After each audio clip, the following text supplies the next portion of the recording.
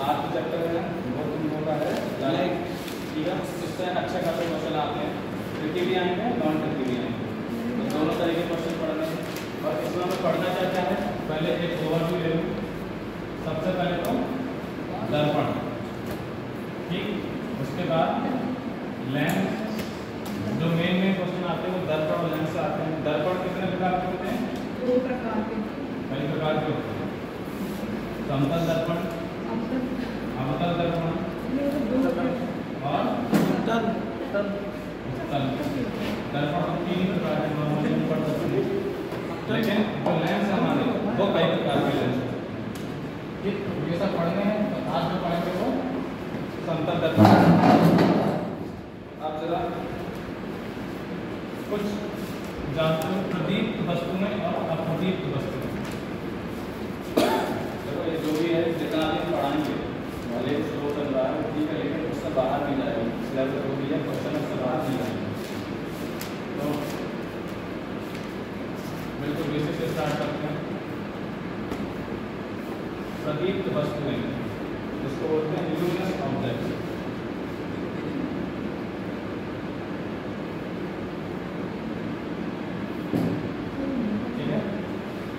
क्या होती है ये प्रदीप्त वस्तुएं? दिखाई देती है।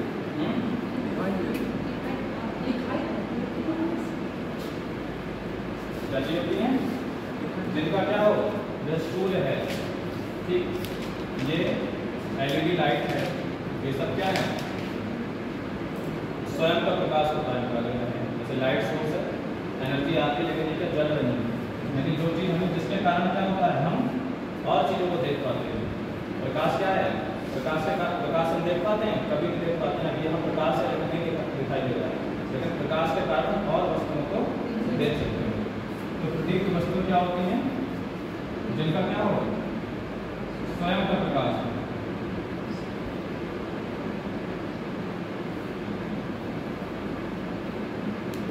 ठीक है, जैसे सूर्य, कोई बल्ब ले सकते हैं हम, ऐसा नहीं बल्ब को, वो अलग है। सूर्य के अंदर भी क्या हो रहा है, सनलाइट की क्रिया होती है, वो अलग प्रोसेस है। उसके थ्रू क्या होता है, प्रकाश उत्पन्न होता है। ऐसे बल्ब के अंदर क्या होता है, धारा प्रवाहित होती है और इलेक्ट्रॉन क्या करते हैं, एनर्जी एमिट करते हैं। लेकिन हम अंदर की प्रक्रिया नहीं, वो चमक रहा है, उसके कारण क्या हो रहा है, बाकी वस्तुएं दिखाई दे रही है। तो ये सब क्या आ रहे हैं, टॉर्च है, ये सब प्रदीप्त वस्तुओं में आते हैं। चंद्रमा, चंद्रमा प्रदीप्त है नहीं है? सूर्य, इस संसार का सबसे छोटा तारा कौन सा है?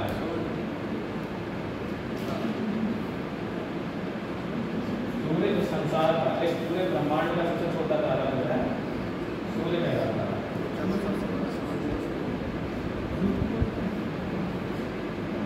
सबसे बड़ा स्रोत होता है सूर्य। जितना हमने पढ़ाया वो समझ आ रही है नहीं आ रही है? समझ आ रहा है? रुक रहा नहीं हो रहा है? नहीं सर जी, रुक रहा है पहले से पढ़ा हुआ है थोड़ा। अच्छी बात है।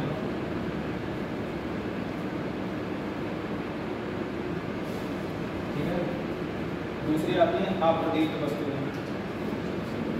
वहाँ से क्वेश्चन नहीं आया, कई बार हो जाता है नॉन ल्यूमिनस ऑब्जेक्ट है, ठीक। अगर क्वेश्चन ल्यूमिनस ऑब्जेक्ट है, ऑप्शन चंद्रमा दे दिया, तो हो सकता है हम लगा के आ जाए, होगा चंद्रमा को लगा सकते हैं। जिनका क्या हो, स्वयं का प्रकाश नहीं होता है।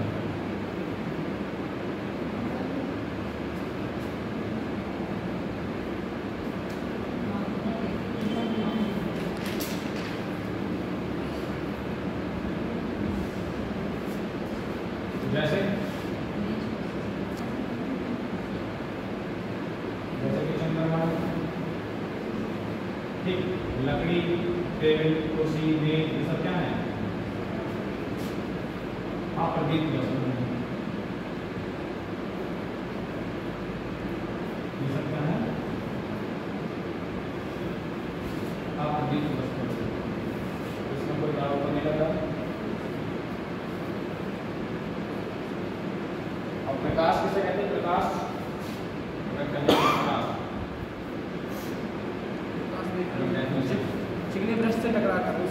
में वापस लौट जाता है। प्रकाश किसे कहते हैं? प्रकाश सभी चिकने ब्रश से टकराकर वापस उसी मध्य में लौट आता है, उसे प्रकाश कहते हैं। साउंड भी तो लौट जाती है। नहीं सर जी, शीशे में जो प्रकाश टकराता है, प्रकाश वो होता है जिसके कारण दूसरी वस्तुओं को देख पाते हैं, उसे प्रकाश है।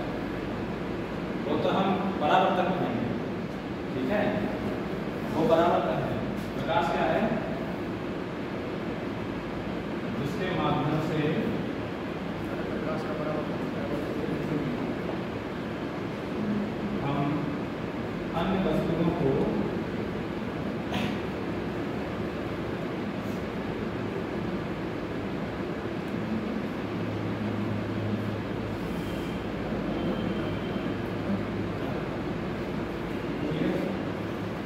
तारों का अपना प्रकाश होता है।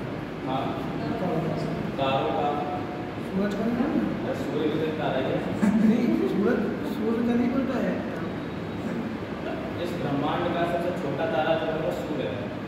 मतलब जितने तारे मुझे छोटे छोटे दिखाई देते हैं वो सूर्य से बड़े ही हैं। ऊर्जा का भी सबसे बड़ा स्रोत सूर्य है ना। अपने गैलेक्सी में नहीं, अपने सोलर सिस्टम में ऊर्जा का जो स्रोत है वो सूर्य है, लेकिन अपनी गैलेक्सी में असंख्य तारे हैं, ठीक है। हम देखो ब्रह्मांड जो है, ब्रह्मांड में अनंत गैलेक्सियाँ हैं, ठीक, उसमें से एक गैलेक्सी अपनी है। उस गैलेक्सी में एक छोटी सी जगह पे हमारा सोलर सिस्टम है। उस सोलर सिस्टम में एक पृथ्वी है जिस पर हम रहते हैं, ठीक है।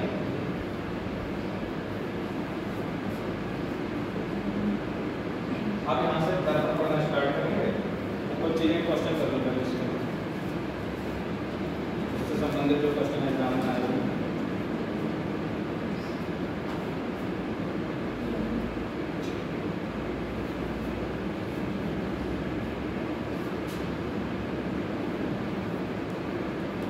और आया कैसे है? हिंदी में से लिखा है, अंग्रेजी में लिखा है। तो तब नहीं पता होगी तो हम गलत करके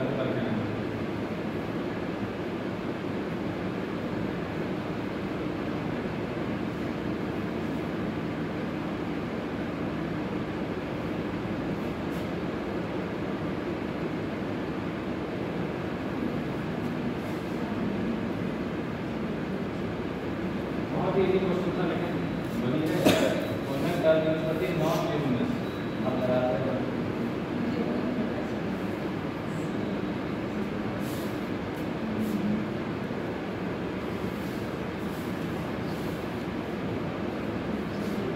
ये क्वेश्चन था।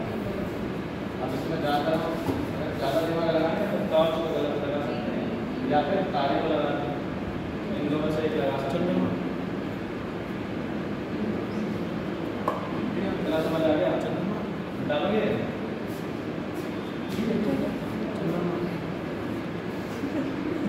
क्या हुआ?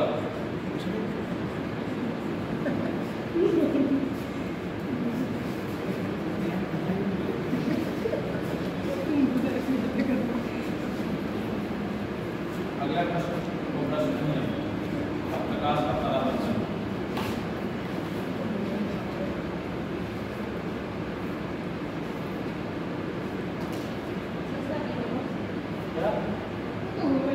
इसका नॉन लिविंगनेस बी होगा, डी होगा, बी होगा। क्या इसकी जो ये जो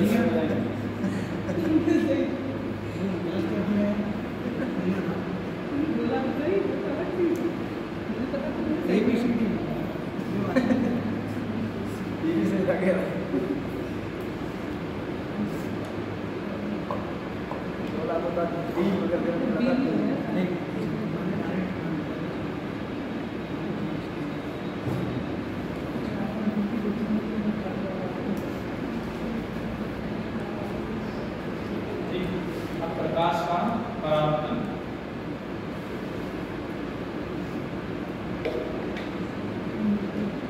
इसे कहते हैं प्रकाश का परावर्तन। देखो बहुत आसान से स्टार्ट करेंगे और जितना टफ हो सकता है तब ले जाएंगे। ठीक, प्रकाश का परावर्तन तो ज़्यादा चीज़ पता होंगी। इसमें क्या होता है, जब सबसे पहले क्या होता है, क्वेश्चन यहाँ से बन सकते हैं। अभी हम समतल दर्पण के बारे में पढ़ेंगे ज़्यादा नहीं है। तो जैसे मान लो हमने समतल दर्पण ले लिया, समतल दर्पण होगा सीधा होगा, वो कोई भी कर्व नहीं होगा, वक्रता 0 होगी उसकी, मुड़ा हुआ नहीं होगा तो वक्रता 0 होगी। तो इसमें कभी देखना जो हमारा प्लेन मिरर होता है, प्लेन मिरर में कांच देखा होगा जिसका आर पार दिखाई देता है, इसको हमें बनाना है एक दर्पण। कौन सा दर्पण बनाना? समतल दर्पण। तो उसके अंदर ऊपर क्या करते हैं तो एक साइड को क्या करेंगे सिल्वर नाइट्रेट का लेप कर देते हैं, ठीक है। अगर हम जो प्लेन मिरर जो पारदर्शी कांच है उसके एक साइड प्लेन क्या करें सिल्वर नाइट्रेट का लेप कर दें और फिर ऊपर से क्या करें पेंट कर दें ताकि वो खर्चे ना। तो उससे क्या होगा एक साइड क्या अपारदर्शी हो जाएगी और ये बिल्कुल समतल दर्पण की तरह एक्ट करेगा। और समतल दर्पण में क्या होगा जब कोई प्रकाश किरण आ रही है हो जाएगी, ठीक। तो इस एंगल को क्या कहते हैं? आई। इस एंगल को आर। आई क्या होता है? आपतन कोण, और आर होता है परावर्तन कोण। समझ लो केवल ज़्यादा देखो ज़्यादा ये रिवाइज है बस ये छोटे छोटे पॉइंट की ये क्वेश्चन आ सकता है यहाँ से सिल्वर नाइट्रेट का लेप होता है किसका होता है। तो आई जो है यहाँ पर आपतन कोण है,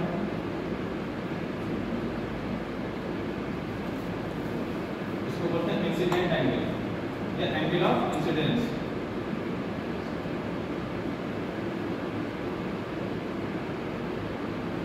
आर जो है वो क्या है? परावर्तन कोण।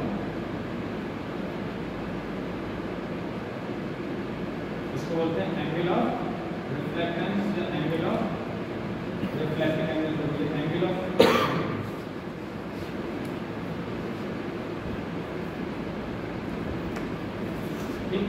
तीसरी चीज क्या आती है कि परावर्तन के नियम जब पढ़ोगे तो पहला नियम क्या होता है कि जैसे ये 3 है तो मान लीजिए एक प्लेन किरण है, एक किरण ऐसे आई आपतित किरण, दूसरा क्या आएगा परावर्तित किरण, और तीसरा क्या आता है अभिलंब। इसके लंबवत किसको जो बोलते हैं वो क्या होता है अभिलंब यानी नॉर्मल। आपतित किरण, परावर्तित किरण और अभिलंब तीनों कैसे होंगे? एक ही प्लेन में होंगे। एक ही प्लेन का मतलब क्या हुआ इन तीनों को मैं एक साथ टच कर सकता हूँ। ऐसा नहीं है कि आपतित किरण ये है और परावर्तित किरण ये हो जाएगा, अभिलंब तीनों को एक साथ टच कर सकता हूँ मैं? अब नहीं कर सकता ना, यानी तीनों को एक ही तल में होना जरूरी है। ये परावर्तन का पहला नियम है। समझ आ गई? तो पहला क्या है आई जो होगा पहला नियम लिखो आपतित किरण, इसको बोलेंगे आई आर, और ये क्या है आर आर। आर आर मतलब इंसिडेंट रे, ठीक। आपतित किरण इंसिडेंट रे में जो होना है पूरा। परावर्तित किरण और अभिलंब।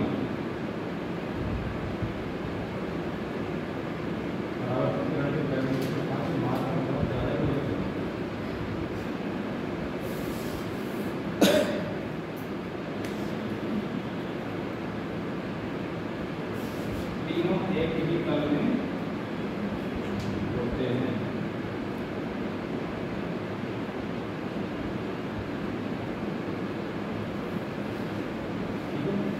पहला नियम ये था।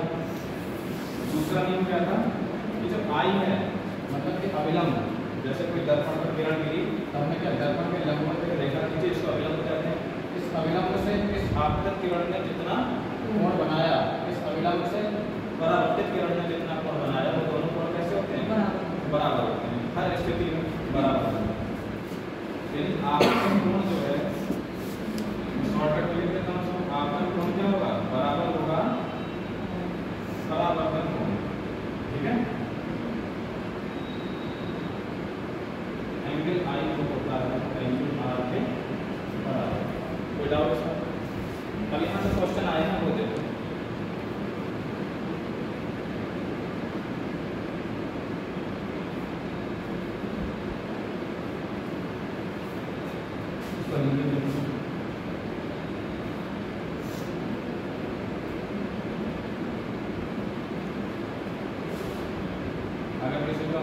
डाउट हो बता दो, हम लिख देंगे। इसको बोलते हैं आपतन बिंदु। जिस पॉइंट पर प्रकाश किरण गिरती है, दर्पण के जिस पॉइंट पर प्रकाश किरण गिरेगी, कहाँ गिरी है, इस पॉइंट पर, इसको बोलेंगे आपतन बिंदु। ठीक, एक कोण ये वाला होता है, ठीक, इस कोण को बोलते हैं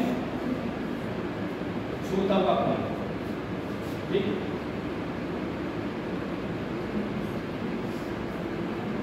चलो दूसरे में लिखो, पहले इतना बना दो, दूसरे डायग्राम में।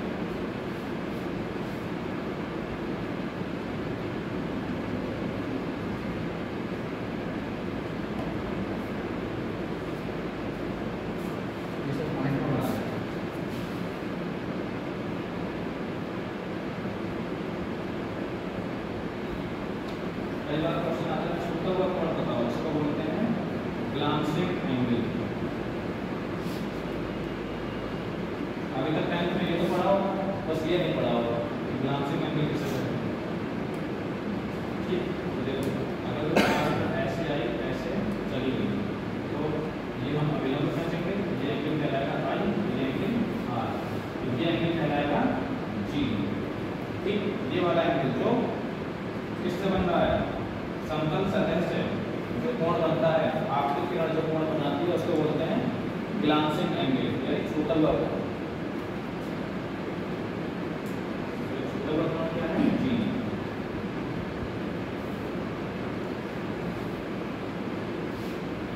इसको बोलते हैं जी।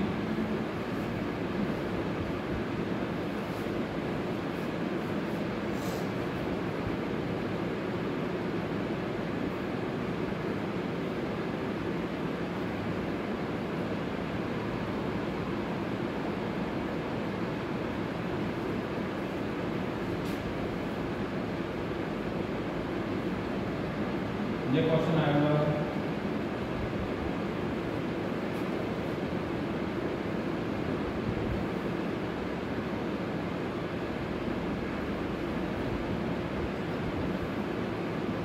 बताओ, आपतन कोण और ग्लांसिंग कोण का योग होता है, ये क्वेश्चन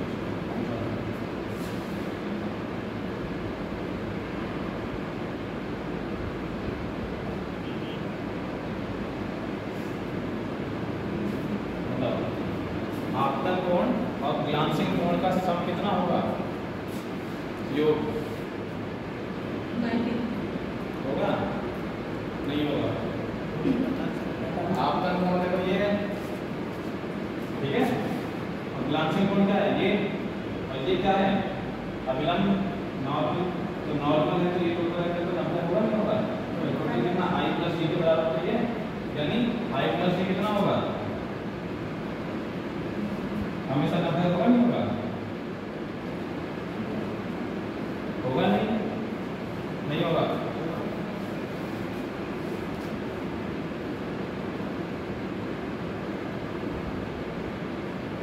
अब यहाँ से देखो केवल ये समतल दर्पण है और यहाँ से कितने क्वेश्चन आए हैं समझिए।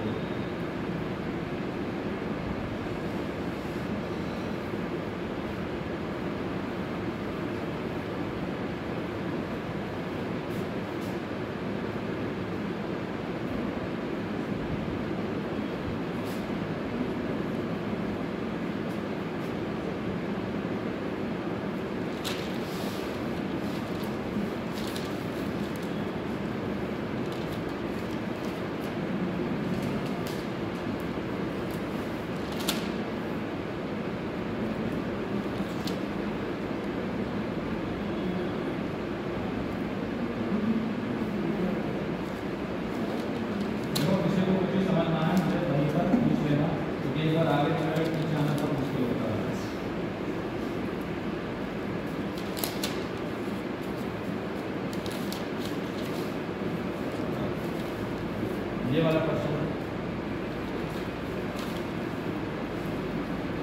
इसका आंसर क्या होगा?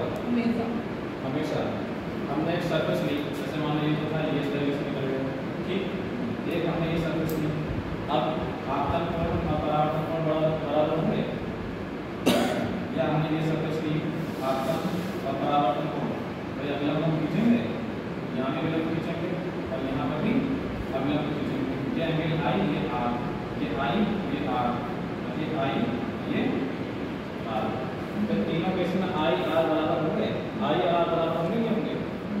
नहीं होंगे, हमेशा बराबर होते हैं। ठीक है, इस चीज़ का ध्यान रखना। कई बार क्वेश्चन घुमा दिया जाए कि बताओ अवतल दर्पण के लिए आई बराबर आर होता नहीं होता? तो दर्पण कोई सा भी हो, ठीक है, आई और आर हमेशा बराबर होंगे। तो इसमें क्या होगा, जैसे ये सर्कल हो गई, तो देखो छोटा सा पार्ट, जैसे कहते नहीं है ये पेज है या कोई ये इसको मोड़ दो तो समतल तो नहीं रहा, इसका कोई छोटा सा पार्ट काट कर निकालो बहुत छोटा सा, तो समतल होगा नहीं होगा? तो इसी तरीके से क्या हुआ, इसका छोटा सा पार्ट है, जब लाइट गिर रही है तो ऐसा पूरे पर थोड़ी गिर रही है, किसी पॉइंट पर गिरी, उस पॉइंट के लिए तो क्या होगा, ये समतल दर्पण की तरह काम करेगा वापस। अब देखो ये आई है, ये आर है, ये दोनों क्या होंगे बराबर, तो आई बराबर आर हमेशा होगा। ठीक है, सही था लेकिन गलत करवाना था आपको पहले। दर्पण में हमेशा। हाँ, अब इसे क्वेश्चन आगे वाला बताएंगे, सिंपल है।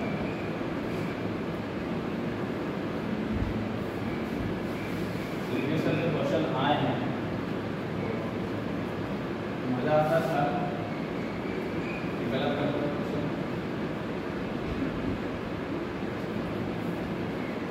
ये क्वेश्चन है, एंगल आई बराबर आर वैलिड है, मतलब वैलिड है, डॉक्टर में है ये, ठीक। पहला ऑप्शन आ गया, पहला ही ऑप्शन रखेंगे हमेशा, उनका मार्क में आना बिल्कुल सही यही होगा ना।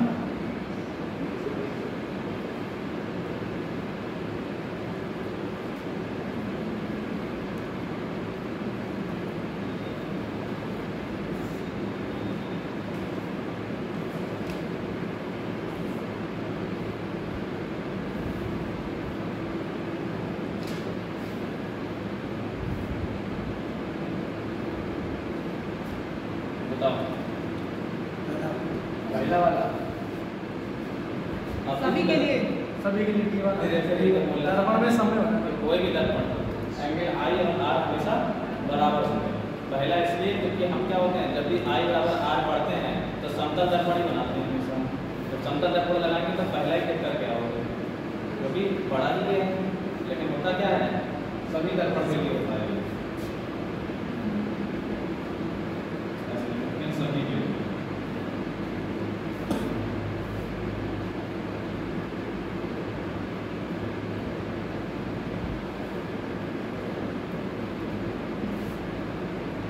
फिजिक्स में घर पर जाकर इस चैप्टर संबंधित जैसा भी क्वेश्चन है सब ट्राई कर सकते हो। जितना भी चैप्टर पढ़ा दूँगा तो जब घर पर जाकर करोगे तो उस चैप्टर से सब मिल जाएगा। एक दो क्वेश्चन का ट्राई कर सकते हो, उसका तो कोई भी जिम्मेदारी ले सकता है, लेकिन 90% आपको क्वेश्चन मिल जाएंगे।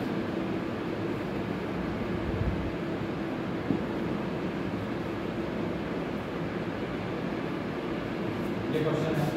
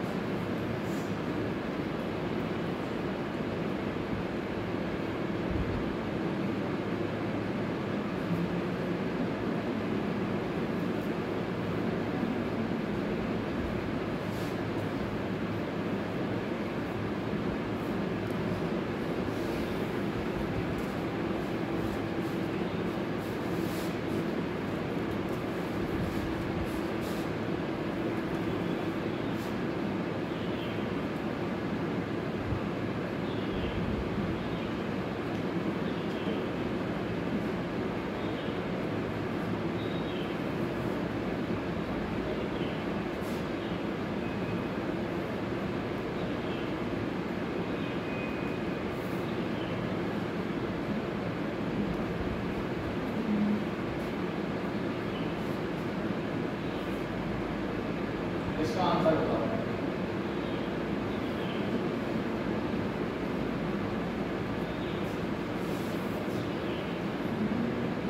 कौन सा ये पढ़े, कौन सा दे रखा है? आई दे रखा है, क्वेश्चन क्या कह रखा है, ये अभिलंब हुआ, ये दर्पण है, ये अभिलंब है।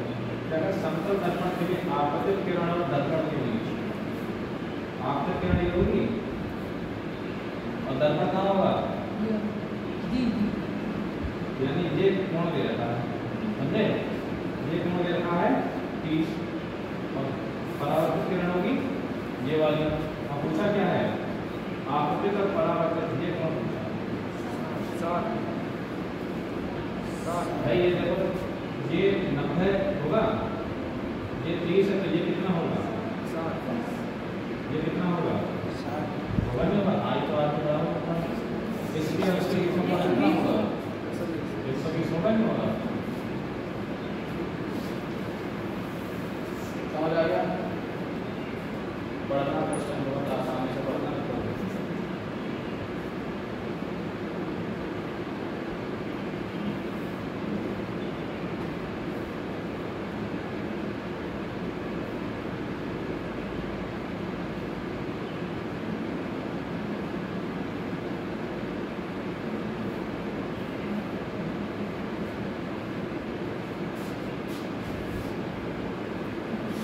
डाउट है किसी को? नो। फिजिक्स मतलब फिजिक्स समझ आने लगे तो बहुत आसान है। फिजिक्स तो हर चीज का समझ, केमिस्ट्री से सारा फिजिक्स है वैसे। हमें फिजिक्स बहुत पसंद है। फिजिक्स ये डिपेंड करता है आपको कौन सा सब्जेक्ट डालना है। इसमें सर ये डेरिवेशन याद कर लो, बस भूलोगे नहीं। केमिस्ट्री में तो भूल सकते हो, केमिस्ट्री में डर लगा रहता है भूलने का।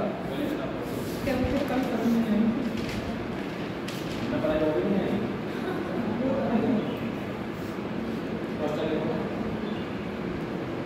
प्रकाश किरण समतल दर्पण पर आपतित होती है,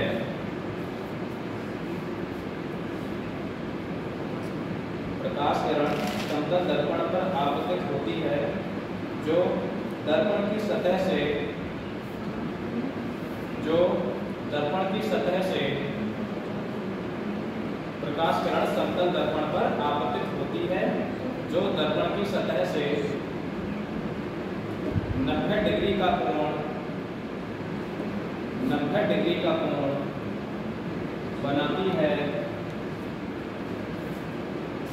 90 डिग्री का कोण बनाती है, परावर्तन कोण होगा।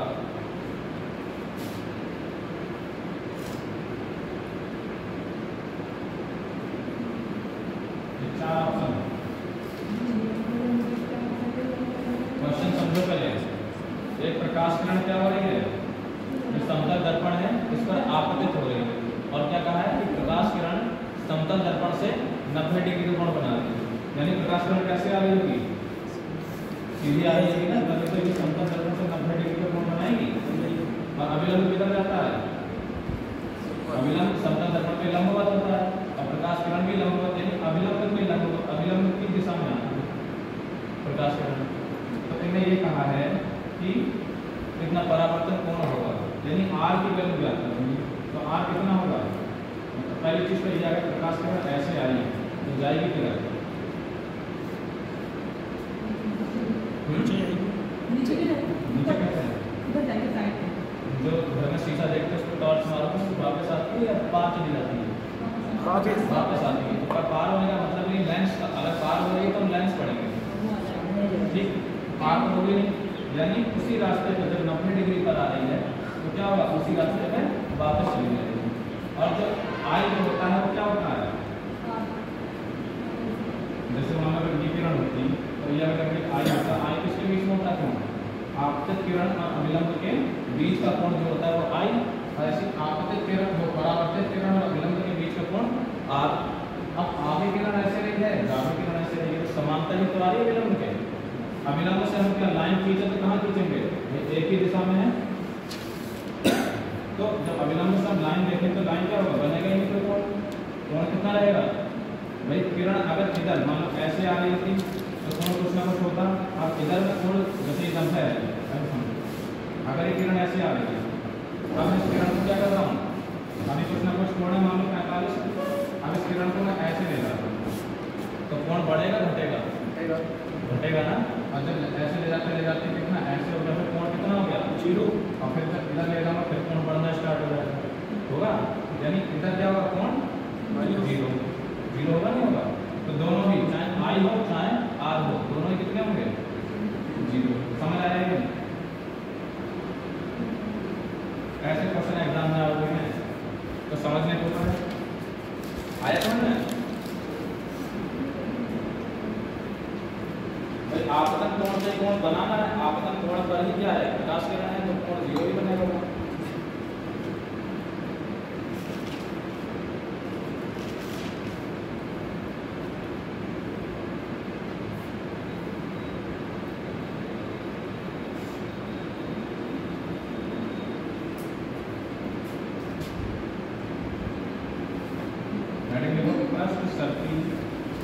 आपतन कोण,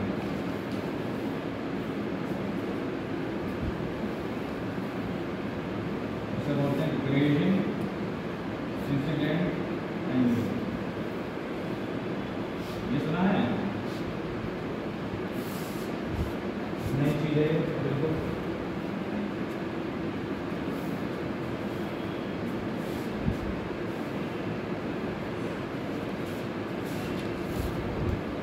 ये क्या है समझ लो। देखो अभी एंगल, ग्लांसिंग एंगल तो समझ आ गया, क्या होता है, समतल दर्पण से आपतित किरण जितना कोण बनाएगी वो ग्लांसिंग एंगल कहलाएगा। लेकिन अब की बार में मान लो समतल दर्पण है ये, और इंसिडेंट रे जो है वो ऐसे, मान लो ये क्या है अभिलंब, ऐसे ना करके मैं इसको ऐसे करूँ, यानी क्या होगा, ये इस दर्पण के समांतर तो आएगी, तो जब ये किरण समांतर आएगी ठीक इस तरीके से, तो रिफ्लेक्ट जो होगी इस पॉइंट से अगर देखेंगे तो सीधी नहीं निकलेगी, इधर तो रिफ्लेक्ट नहीं होगी, समांतर चली जाएगी, चली जाएगी। तो समतल दर्पण के समांतर में टॉर्च रखूं तो किरण कैसी आएगी, समांतर आएगी, समांतर चली जाएगी। लेकिन जैसे मैं इसको ऐसे घुमाऊंगा तभी क्या होगा, वापस होना स्टार्ट होगा। तो यहाँ पे बताओ कि ये एंगल कितना है, 90, यानी अविलंब से आपतित किरण जो कोण बनाती है वो 90 होगा ग्रेडिंग इंसिडेंट एंगल में। नहीं समझ आया? वैसे तो आपतन कोण कुछ भी हो सकता है, लेकिन जब मैं तेज बोलूं पृष्ठ सर्पी आपतन कोण, उस केस में आपतन कोण कितना होना चाहिए, क्योंकि किरण ऐसे आएगी और ऐसे ही चली जाएगी। तो इस केस में जब किरण ऐसे आई ऐसे चलेगी तो आपतन कोण कितना होगा, 90 होना चाहिए, तभी क्या होगा, हम इसे पृष्ठ सर्पी आपतन कोण कहेंगे। यानी इस केस में आई कितना होगा, ये आई है और ये कितना है आर, तो जो आई कितना होना चाहिए 90, आर कितना होना चाहिए 90। अच्छा ग्लांसिंग एंगल कितना होगा, 0 होगा, नहीं होगा। ग्लांसिंग एंगल क्या होगा, जैसे ऐसे होता तो ये कोण जो होता है वो ग्लांसिंग होता नहीं होता, लेकिन हमने इसको ले जाके इधर कर दिया तो एंगल क्या होगा, घट के 0 हो गया। यानी ग्लांसिंग एंगल कितना होगा इस केस में, इस केस में भी पूछ सकते हैं, तो तीनों चीजें पता हो सकती हैं। मान लो ऐसे पूछे पृष्ठ सर्पी आपतन कोण में परावर्तन कोण का मान होता है, कुछ भी ऑप्शन दे दिया, लेकिन होता कितना है 90, या ग्लांसिंग एंगल का मान होता है तो 0, ये हमें पता होना चाहिए। ठीक है, अच्छी बात है, नया चैप्टर स्टार्ट हुआ है।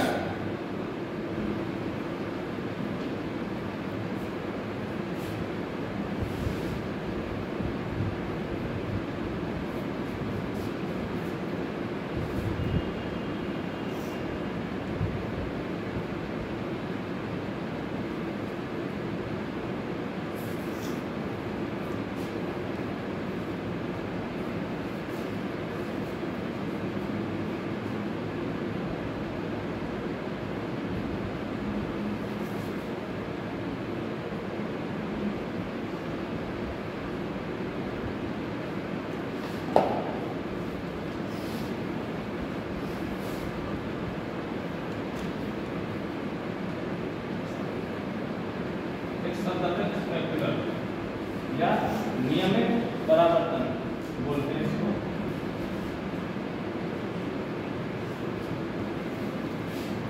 ठीक है, और एक होता है डिफ्यूज रिफ्लेक्शन। दोनों क्या होते हैं समझ लो। जैसे मान लो मैंने एक समतल दर्पण दिया, ठीक है, और वो कैसा है, इसकी सतह कैसी है, चिकनी सतह है, ठीक है, इसकी सतह बिल्कुल कितनी है। तो यहाँ से मान लो एक किरण ऐसे गिरी, दूसरी किरण ऐसे गिरी, तीसरी ऐसे गिरी, ठीक। तो यहाँ पर अभी हम खींचूंगा, जब इसका रिफ्लेक्शन आना होगा, यहाँ पर भी खींचूंगा, तीन किरण में अलग अलग ड्रॉ करना पड़ेगा। तो ये किरण जाएगी ऐसे, ये किरण ऐसे, ये किरण, यानी इसमें देखो क्या खासियत दिख रही है कि आपतित किरण समांतर है तो परावर्तित किरण भी समांतर है। इन दोनों कोई अंतर आया, यानी इसका जो एंगल होगा वही इसका होगा, वही इसका होगा नहीं होगा, क्योंकि देखो ये तीनों समांतर है। अगर मैं इसको शिफ्ट करूँ तो इसको नहीं आ जाएगी। तो कहने का मतलब ये है कि आपतित किरण और आपतित किरण परावर्तित किरण समांतर कैसे होगा। आपतित किरण एक दूसरे के समांतर है, परावर्तित किरण एक दूसरे के समांतर है, ये कह सकते हो। एंगल आई जो होगा, यानी कोण जो होगा इनका सब क्या होगा बराबर, एंगल आई और एंगल आर दोनों क्या होंगे बराबर होंगे इस वाले में, ठीक है। इसको बोलते हैं रेगुलर रिफ्लेक्शन। ये एंगल आई है, ये भी एंगल आई है, और ये भी एंगल आई है, और ये क्या है आर, आर और आर। तो यहाँ पर क्या होगा, एंगल आई जो होगा वो एंगल आर के ऊपर होगा, ठीक है। समझ आ जाए, हर केस में होगा। लेकिन अगर यही मैं कहता हूँ दूसरा ऑप्शन इररेगुलर, यहाँ से क्वेश्चन बन जाते हैं। एक नंबर बनेगा बहुत छोटा, क्या बोलेंगे इसको, डिफ्यूज रिफ्लेक्शन, ठीक है।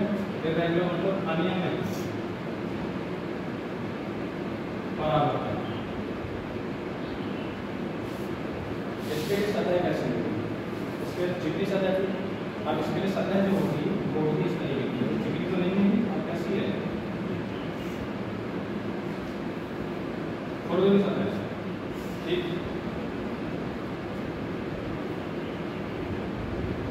अब यहाँ देखो, मान लो यहाँ स्पाइक ज़्यादा है, ज़्यादा ऊंचाई को कहीं पर क्या ज़्यादा ऊंचा कहीं पर ज़्यादा करना।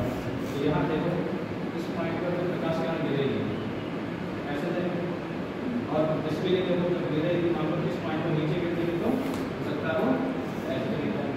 तीसरा मान लो इधर गई और इधर चली,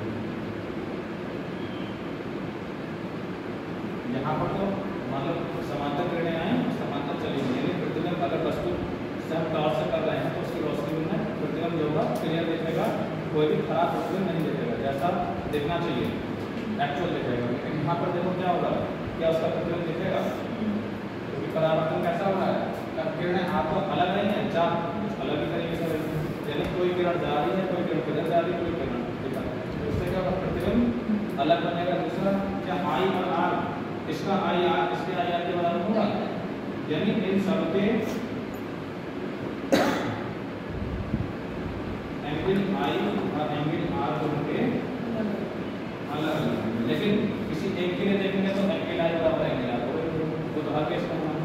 किसी एक को पर्टिकुलर देखोगे तो इसके लिए एंगल आई आर बराबर, ये परावर्तन का नियम है कि एंगल और एंगल आई और आर बराबर होंगे, लेकिन इसका आई और आर इसके आई आर के बराबर नहीं होगा, लेकिन इसके केस में होगा, ठीक है।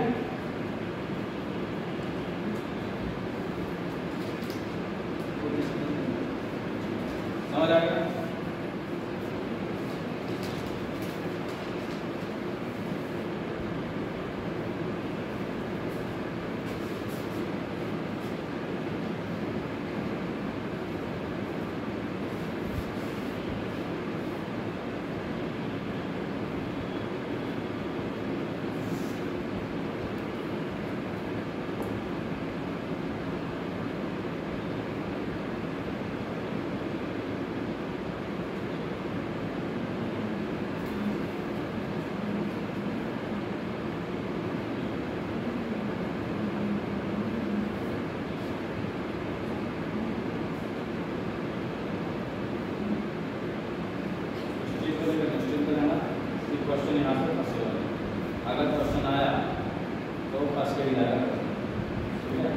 नहीं आया तो बात ही नहीं, अगर मैंने चैप्टर से दिया ही क्वेश्चन तब तो हमारे हाथ में है नहीं।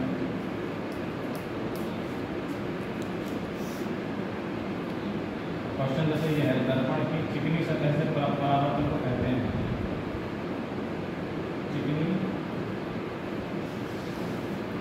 सतह से परावर्तन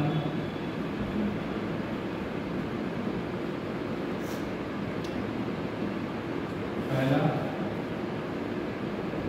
नियम, दूसरा अनियमित, तीसरा विषय, चौथा डिफ्यूज।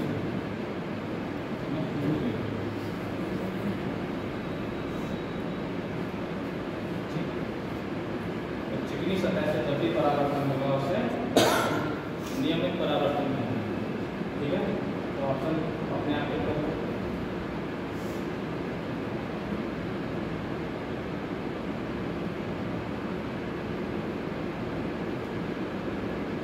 समझ आ गया कि ऐसा क्या होता है? इसका प्रतिबिंब जैसे शीशा हमने लिया प्लेन मिरर, तो हमें क्या होगा, उसमें अपनी शक्ल बहुत अच्छी दिखाई देगी। लेकिन अगर हमें खुरदला दे दिया, ठीक, कहीं पर ज़्यादा कहीं कम, तो सब पता चलेगा कि हम देख तो हैं तो इंसान और हमारी क्या चार टांगें दिखाई दे रही, कोई बड़ी बात नहीं। ठीक है, तो उसमें अलग वो कैसा है, डिफ्यूज रिफ्लेक्शन कहलाएगा, यानी खुरदली सतह से जो इमेज प्राप्त हो और यहाँ से आप जैसे हैं वैसे दिखाई देगी। ठीक है, बनाना जाएगा। आज कौन लिखना पड़ेगा?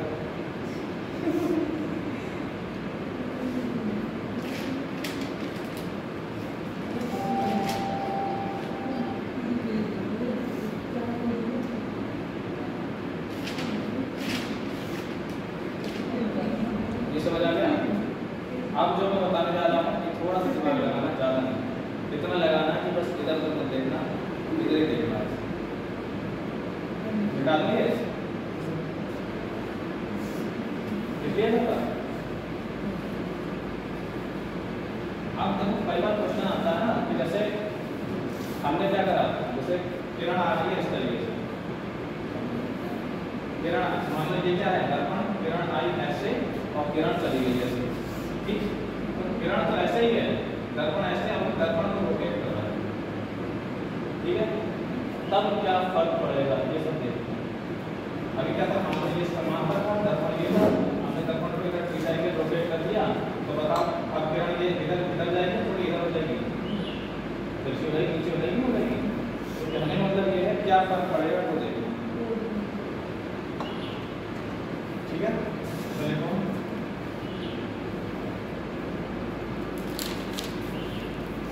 प्रकाश किरण को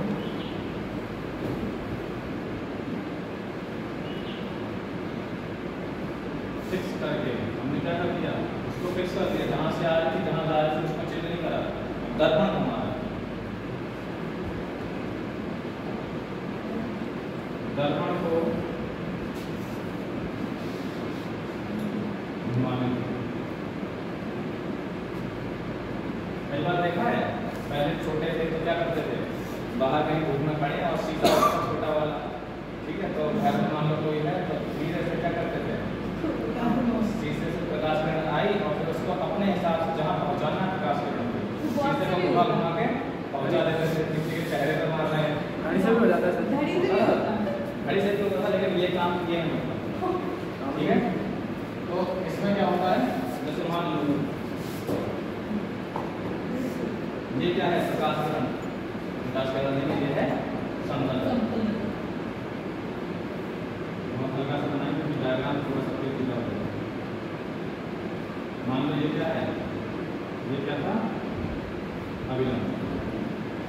ठीक, प्रकाश किरण आई ऐसे और चली गई, ये हम मानते हैं पहले के लिए, इसको 1 नाम दे देते हैं ताकि जब दूसरा फ्रेम बनाएंगे तो गड़बड़ नहीं। ये दोनों क्या है, 1 लेकिन पहला केस है, तीनों बनवा है, ये आपतन किरण, ये परावर्तक किरण और ये, तो ये एंगल कितना मान लो आई, तो ये एंगल कितना होगा आर, ये भी हम कह सकते हैं आई, आई बराबर आर होता है, दोनों एंगल में सेम होंगे।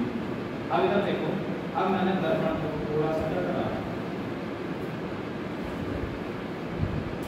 इधर से घुमा दिया, इधर कितना एंगल घुमा दिया, थीटा। ठीक है, क्वेश्चन कैसे आएगा कि इनके बीच का कोण क्या क्या होगा। तो बताओ, जब इसको मैंने इधर बना दिया तो उसका जो अभिलंब है वो इधर चलाएगा। अब इसका देखो, इसके परपेंडिकुलर लाइन खींचोगे, इस वाले के लंबवत तो ये आएगी रेखा, इसके लंबवत ये रेखा, तो इसको विलंब होना है, ऐसे घुमाया तो ये चली गई। ठीक है, अब देखो ये एंगल थीटा है, ठीक, प्रकाश किरण कितना घूमी, थीटा एंगल घूमी, तो ये भी तो थीटा घुमा होगा, घुमा होगा नहीं घुमा होगा। अब देखो ये वाला कोण कितना होगा, हम जो कोण देखते हैं वो क्या देखते हैं, आपतित किरण और अभिलंब के बीच का कोण ही तो क्या कहलाता है, आपतित कोण कहलाता है। यानी अभिलंब तो अब ये हो गया, आपतित किरण तो यही रही, इसमें तो कोई परिवर्तन हुआ नहीं, तो ये कोण कितना होगा, ये कितना था आई, और ये कितना हो गया, तो ये हो गया आई प्लस। अच्छा, परावर्तित किरण अब ये वाली तो रहेगी नहीं, परावर्तित किरण की दिशा बदल जाएगी, वो कितना होगी मान लो, अभिलंब ये है तो जाएगी नहीं जाएगी, ये कौन सी हो गई, दूसरा, ये भी दूसरा, और ये दोनों के भी क्या है, आप किरण को सेम रखेंगे, ये पहले और दूसरे दोनों के लिए। अब ये बताओ कि जब ये एंगल कितना होगा, ये एंगल टोटल कितना हो गया, आई प्लस थीटा, जितना ये आपतित किरण का कोण होता है उतना ये नहीं होगा, लेकिन कोण कितना होगा ये वाला, आई प्लस थीटा। हमें निकालना कितना है कि ये कोण कितना है, कैसे पता, थीटा है, तुम्हारी थीटा, ये कोण कितना था आई, ये कोण कितना है थीटा, तो ये कोण कितना हो गया, आई माइनस थीटा, तो ये आई माइनस थीटा, ये कितना है आई प्लस थीटा, तो क्या करें आई प्लस थीटा में से ये वाला घटा दें, तो परावर्तन कोण कितना हो गया, देखो आई प्लस थीटा में से किसको घटा दें, कितना आएगा आई प्लस थीटा माइनस आई प्लस थीटा, यानी 2 थीटा। पहले कितना बनाओ और इसको जरा अगर दो पेन हो तो दो पेंसिल बनाना, एक पहला वाला किसका नीले पेंसिल बनाते हैं, दूसरा काले बना होता हमारे पास तो एक पेन।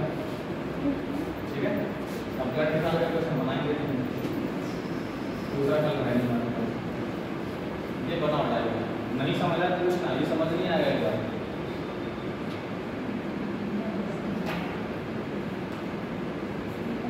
डिजिटल बोर्ड होता है बहुत बढ़िया होता है, हर तरीके के कलर होता है।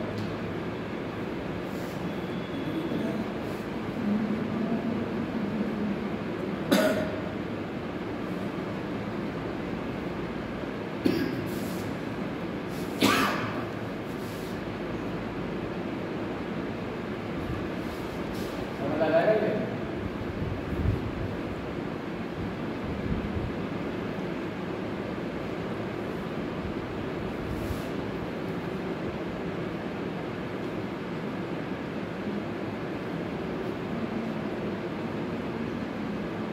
कैसे बनाओ कोई डायग्राम, तो बनाना चलेगा डायग्राम यहाँ पर, है समझ आया ये, थोड़ा बताया, थोड़ा अभी इसे सही से बनाओ, समझ आ जाएगा, नहीं समझ आ जाए तो बता दूँ।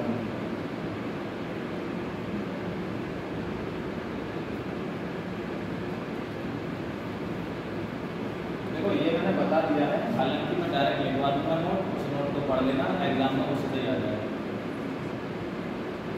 लेकिन होता कैसे है वो बता दूंगा।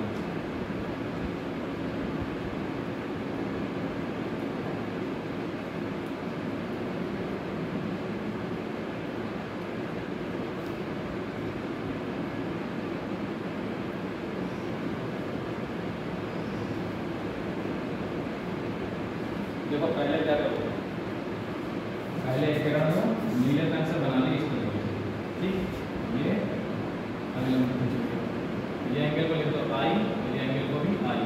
उसके बाद क्या करना है, दूसरा पेन लेना है, उससे ये बना दो, ये एंगल कितना हो गया थीटा, थीटा घुमाया, तो ये एंगल कितना हो गया, अब इसका नॉर्मल चला जाएगा इधर,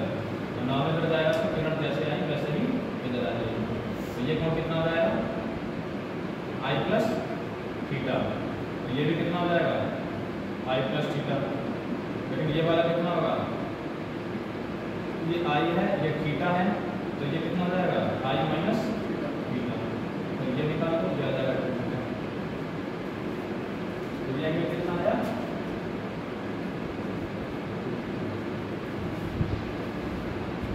के पास तो बना के हमने बताया है।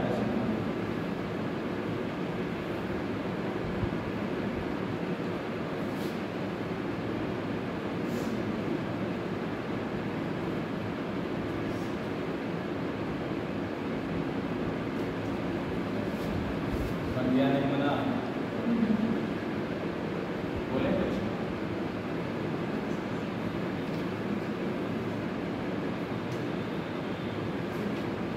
कैसा बनाते रहेगा, हो गया। हो गया, घर में देख लेना एक बार बना। सब्जी बनाने ज़्यादा महंगा पड़ेगा, एक बार सब्जी बना लो तो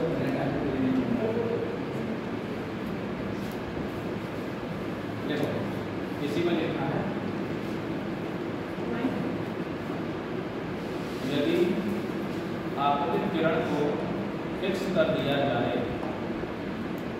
यदि आपतित किरण को फिक्स कर दिया जाए तथा दर्पण को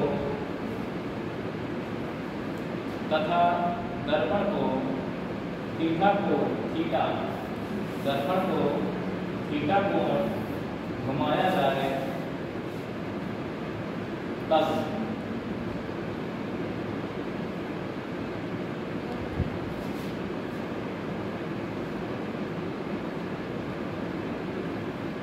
अविलंब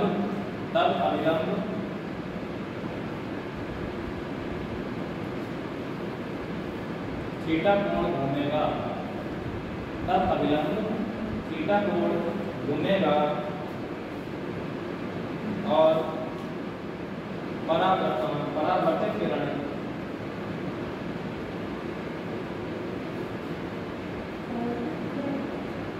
टू थीटा कोण घूमेगी, परावर्तित किरण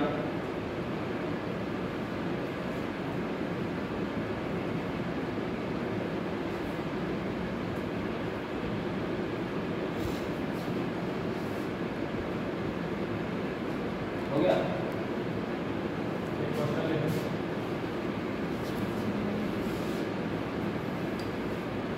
घर से करके लाने, जो भी क्वेश्चन बोलना हो घर से करके लाना।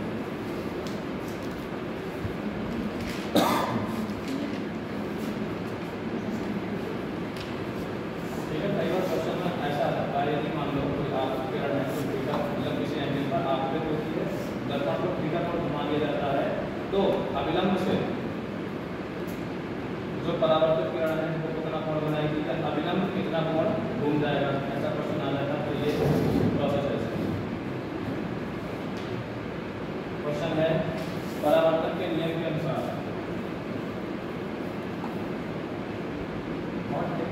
टिपिकल नहीं है, लेकिन जब आएगा तो टिपिकल ऑटोमेटिक हो जाता है।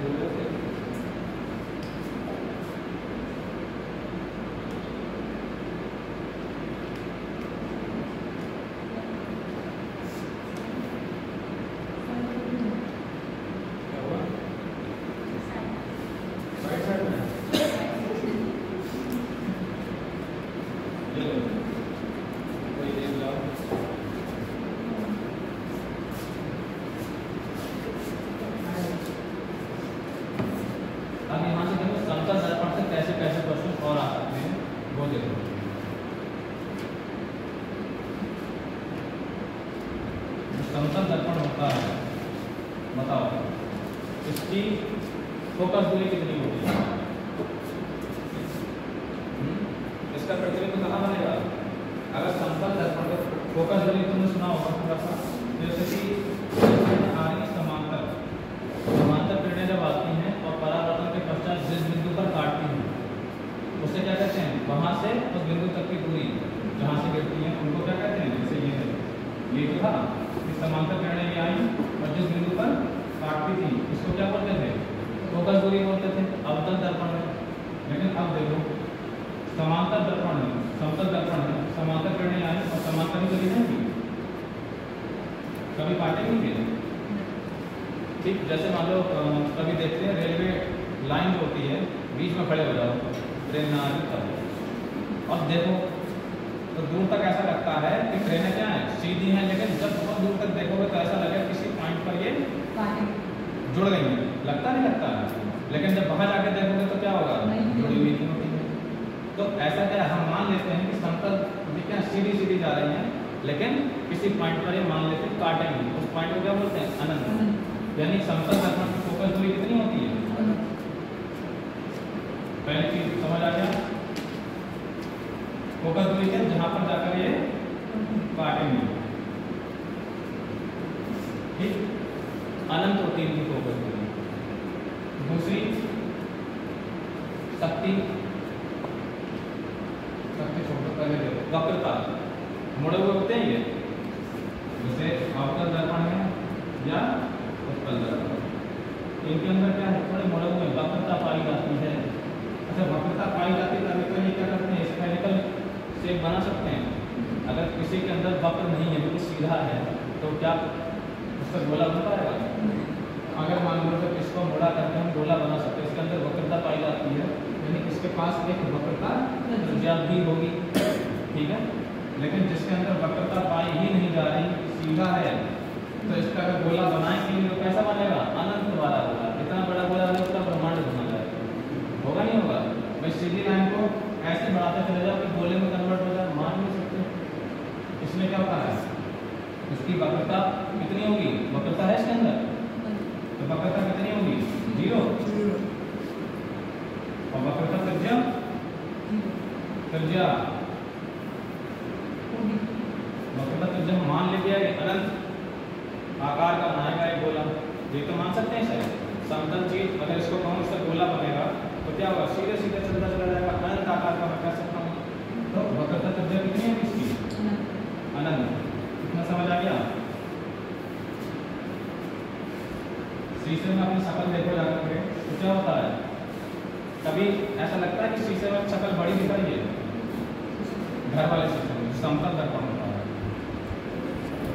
देखो एक्चुअल में ध्यान रखना, जो घर में भी शीशे हम खरीद कर लाते हैं उसमें भी कहीं ना कहीं डिफेक्ट रह जाता है। तो कभी देखो कुछ शीशों में शक्ल थोड़ी भारी लगने लगती है, कुछ में पतली लगने लगती है, कुछ में तिरछा दिखता है, ठीक, वो सब क्या है? डिफेक्ट है। लेकिन अगर समतल दर्पण है उसके सामने अगर जाओगे तो जैसे हो वैसे ही दिखाई दोगे।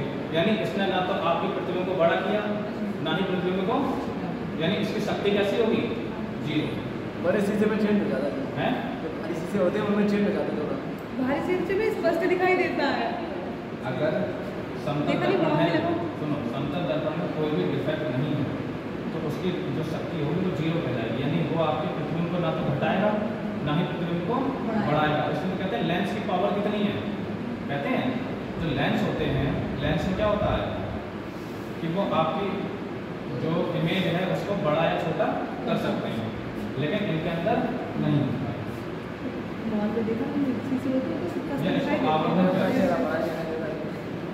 छोटे शीशे ऐसा बस शरीर बड़ा दिखाई देता है। देखो आवर्धन जो होता है प्रतिबिंब की ऊंचाई बटे वस्तु की ऊंचाई होता है, नहीं होता है? पढ़ा था सर जी, पता नहीं क्या पढ़ा था, ये मत कहना उसने क्लास ही नहीं करते।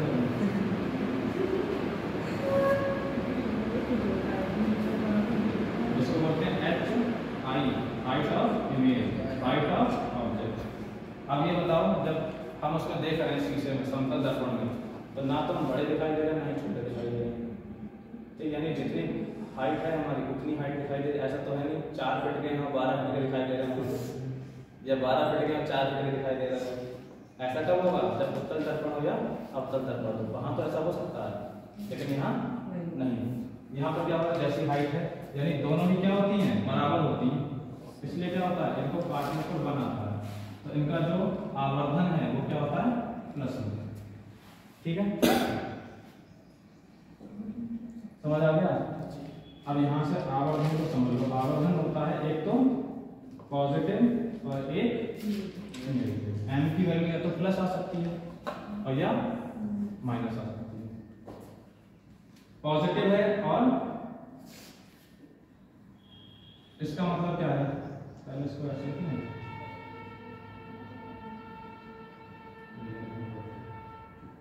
ऐसे समझिए।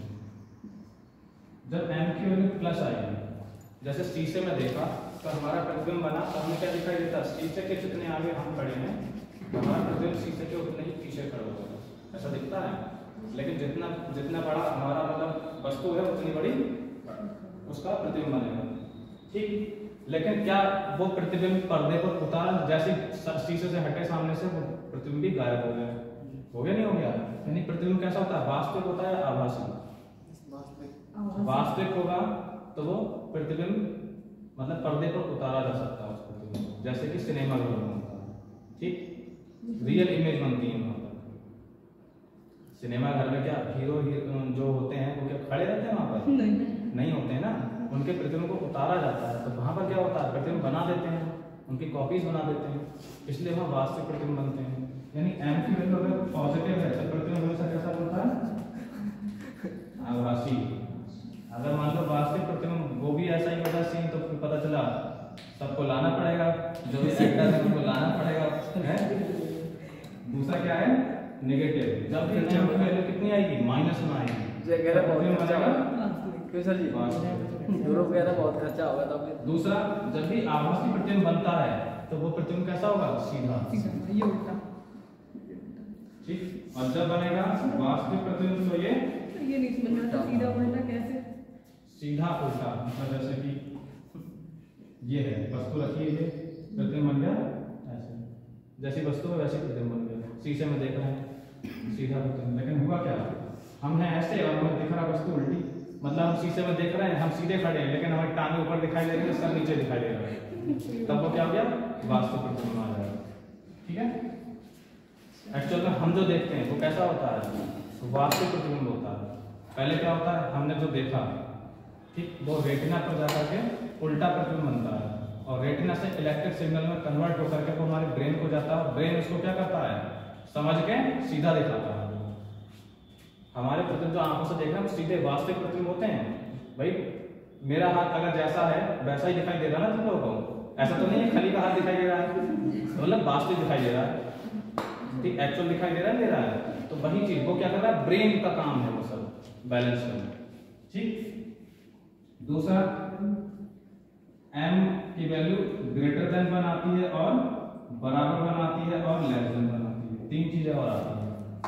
अगर ग्रेटर देन 1 है यानी वस्तु का प्रतिबिंब कैसा बनेगा? बड़ा। ठीक, पॉजिटिव नेगेटिव भूल जाओ, उसका ये अंतर है, उसका मतलब ये होता है अगर 1 से बड़ा है चाहे वो प्लस हो या माइनस हो, वो अलग चीज होगी, लेकिन 1 से बड़ा है तो बड़ा प्रतिबिंब और बराबर है तो बराबर का वस्तु के बराबर। ये छोटे छोटे पॉइंट हैं, सब समझ आएंगे। और ये वस्तु से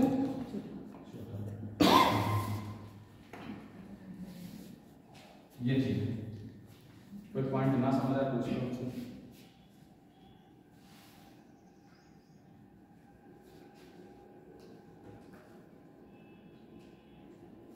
फोटो ले लिया? नहीं लिया? ले लिया।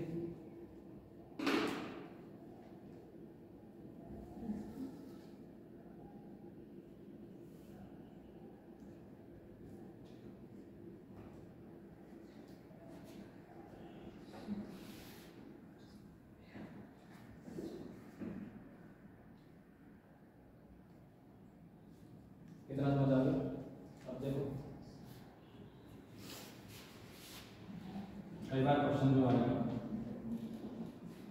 देखो यहाँ से क्वेश्चन बन जाता है, कई बार क्वेश्चन होगा समतल दर्पण का आवर्धन होता है +1 होता है, उसकी फोकस दूरी होती है अनंत होती है, वक्रता त्रिज्या अनंत होती है, वक्रता 0 होती है, आवर्धन अगर +1 है यानी समतल दर्पण द्वारा प्रतिबिंब बनता है +1 आएगा उसके लिए, यानी प्लस का मतलब क्या है आभासी, आभासी है तो कैसा होगा सीधा, और 1 है तो वस्तु के बराबर।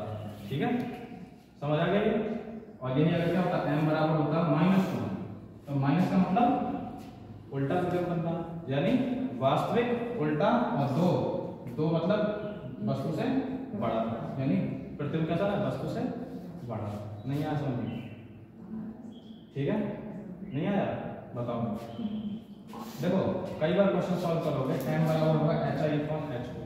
ठीक, अब यहाँ देखो जब वस्तु की प्रतिबिंब की ऊंचाई समतल दर्पण में देखोगे जितना बड़ा प्रतिबिंब होगा उतनी बड़ी वस्तु। 2 सेंटीमीटर, ये 2 सेंटीमीटर, 2 कट गए, कितना आया 1। और ये कैसा है आभासी प्रतिबिंब, आभासी है तो क्या लगाएंगे प्लस, तो +1।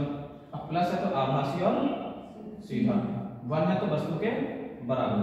लेकिन ये क्या होता +2 आ जाता, तो आभासी सीधा लेकिन 2 आ गया, यानी वस्तु से बड़ा, 2 आएगा तो बड़ा, लेकिन अगर यही आता 0.5 तो आभासी सीधा वस्तु से छोटा। अगर ये माइनस आ जाता -2 तो सीधा वास्तविक, वो सीधा नहीं वास्तविक उल्टा और वस्तु से बड़ा।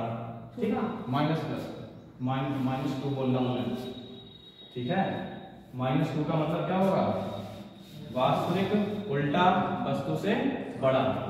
2 आएगा भाई, एक से बड़ी वैल्यू आएगी तो बड़ा प्रतिबिंब बनेगा, एक से छोटी वैल्यू आएगी तो छोटा प्रतिबिंब बनेगा, एक के बराबर तो बराबर। ठीक है, प्लस माइनस से इसका प्लस माइनस का मतलब ये होता है। ठीक है, अब यहां देखो मान लो समतल दर्पण है,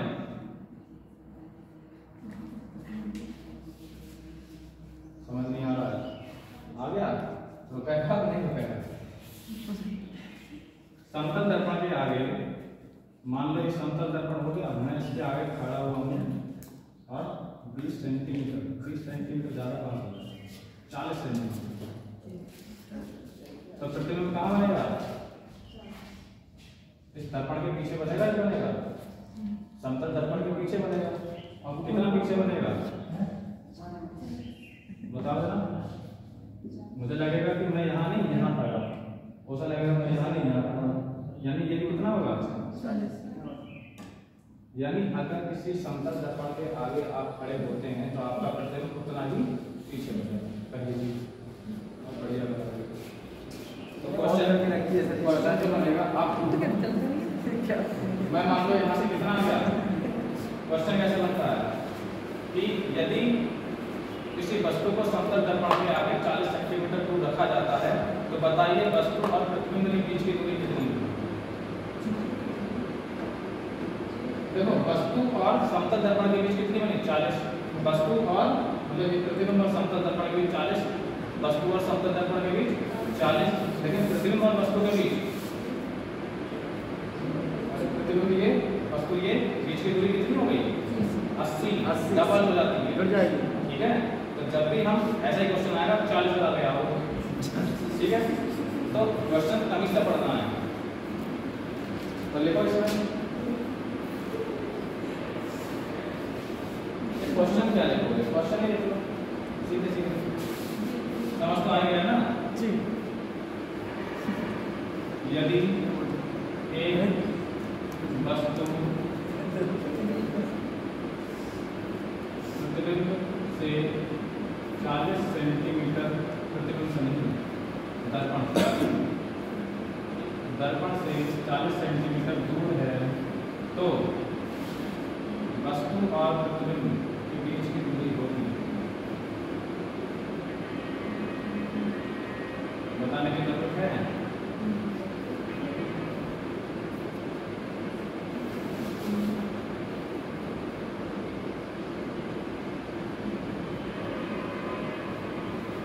उत्तर क्या होगा 80 सेंटीमीटर, लेकिन डायरेक्ट 40 प्लस 40 बराबर,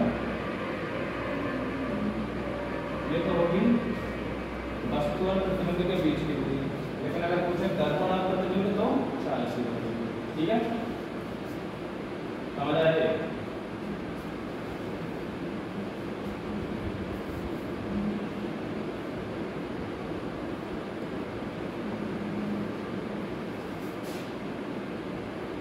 सर जी इनके दोनों इधर उधर बोल देते हैं क्या करें? भूल जाते हैं सर इनके भूल जाता हूँ जैसे कि 40 घर वाला जो साइड है कौन सी ये ये वस्तु वाली को करते हैं ये लिख दो, कितने में?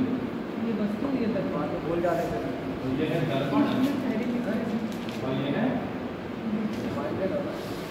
ठीक है? अब तो नहीं बोलोगे?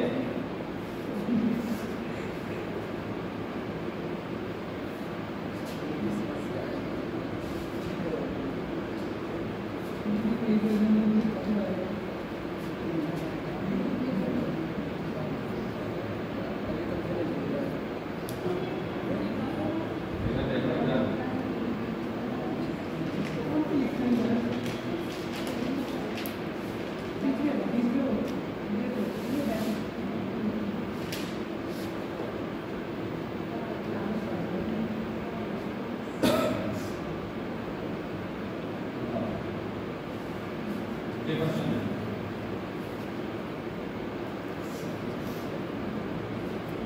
चार गिनती विषय पहले तो समझ लो अभिसारी का मतलब होता है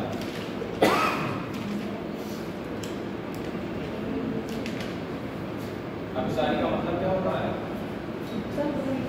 जैसे कि कभी देखा होगा, कभी कागज लाया लेंस से, कागज लाया है तो होता क्या है, ये लेंस है, ठीक, सूरज से जो किरणें आती है वो कैसी आती है? समांतर। और जब हमें पॉइंट बनाना होता है, एक पॉइंट ही तो बनाना होता है, तभी तो कागज जल पाता है, उसको हम आगे पीछे करते हैं लेंस में, तभी क्या होता है, फोकस बन जाता है। तो मतलब क्या होता है, समांतर किरणें आएंगी और जहाँ पर आकर के तो एक पॉइंट बना रही है, जहाँ पर आकर सब एक पॉइंटेड फॉर्म में मिल रही है, उस पॉइंट पर अगर कागज को रखते हैं तो वो जल जाता है। यानी ऐसा दर्पण या लेंस जो किरणों को क्या करे, इकट्ठा करे, सीधी आ रही थी लेकिन इन्हें क्या करा, मोड़ करके एक पॉइंट पर बना दिया, इकट्ठा कर दिया इन किरणों को, यानी वो कैसा कहलाता है, अभिसारी। ठीक, जहाँ पर किरणें क्या कर, किरणों को मोड़े, लेकिन मोड़ने के साथ साथ ना जैसे ऐसे आ रही तो इकट्ठा कर दे, पास पास आए, यानी जब किरणें पास पास आए वो कहलाता है अभिसारी। जो किरणों को कहला है पास पास,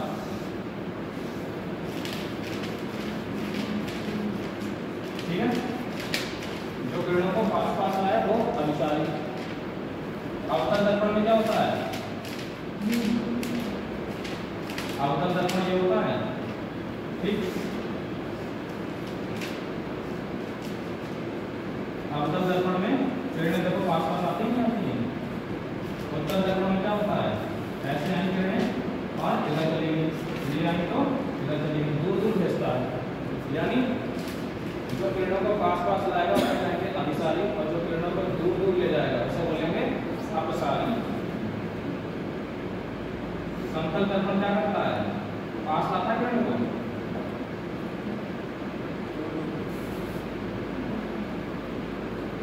अब समतल दर्पण में कैसे होता है, तो ये वो समतल किरणें आई ऐसे चली, जैसी आई मान लो ये जैसे समांतर किरणें आई, ठीक है, तो समांतर ही चली गई, ना तो इसने किरणों को इकट्ठा किया और ना ही फैलाया, ना ही सिकोड़ा, एक पॉइंट पर इकट्ठा भी नहीं किया और दूर दूर भी नहीं किया, जैसी आई थी वैसे भेज दिया। यानी ना तो ये अभिसारी है ना ही अपसारी, ये कैसा है, दोनों में। समझ नहीं आया?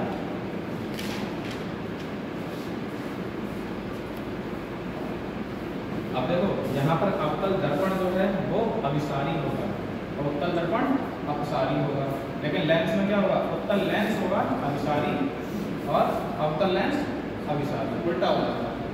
जो दर्पण में होंगे तो जस्ट उल्टे लेंस में हो जाएंगे।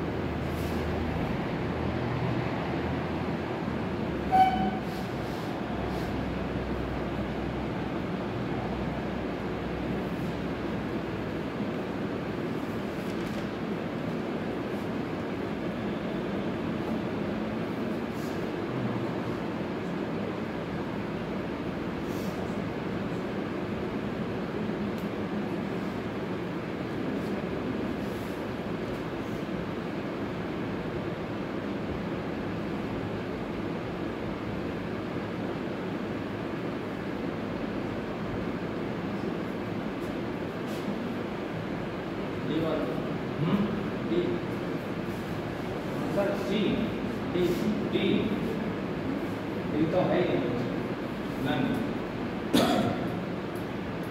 बताइए कौन सा ऑप्शन सही होगा?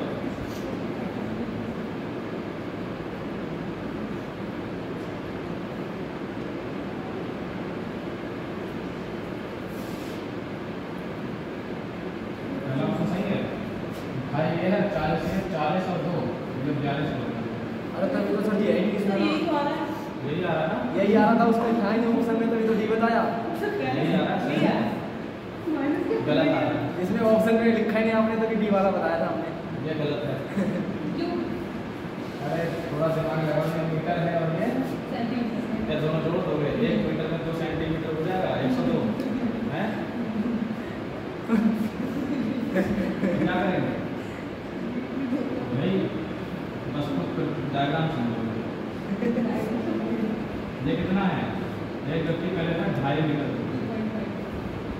ठीक, फिर वो 40 सेंटीमीटर और दूर चला गया, तो 2.5 मीटर मतलब 250 सेंटीमीटर हुआ नहीं हुआ, और फिर 250 तो कितना हो गया 290 सेंटीमीटर। और प्रतिबिंब कहाँ बनेगा फिर उसका?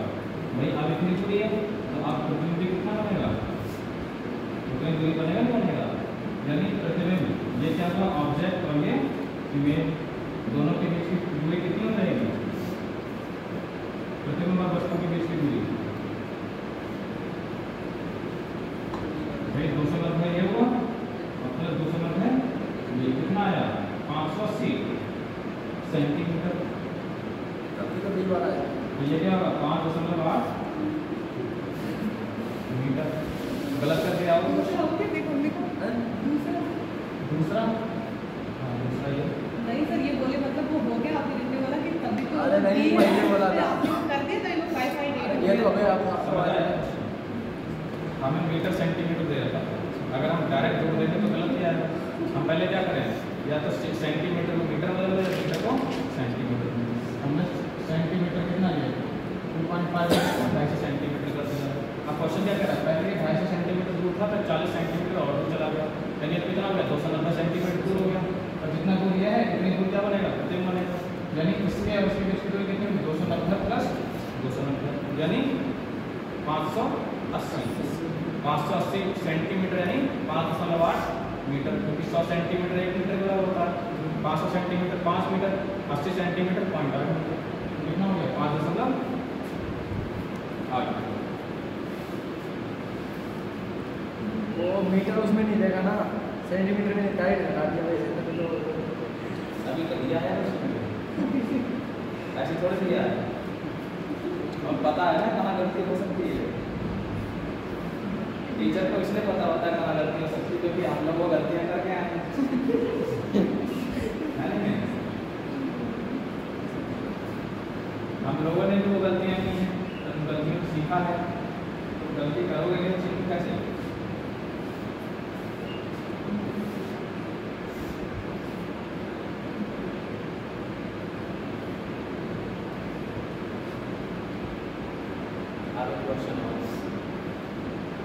क्वेश्चन ऐसा है, जैसे मान लो एक दर्पण है, मेरी लंबाई मान लो 12 मीटर है, ठीक है, तो मुझे एक प्रतिबिंब में अपनी लंबाई को पूरा देखना, मतलब मैं अपनी लंबाई शीशा है तो शीशे में अपनी लंबाई को पूरा देखना चाहता हूँ, तो शीशे की लंबाई कितनी होनी चाहिए? 12 मीटर है शीशा, तो शीशे की लंबाई कितनी होनी चाहिए जिस कारण मैं अपना पूरा प्रतिबिंब उसमें देखूँ।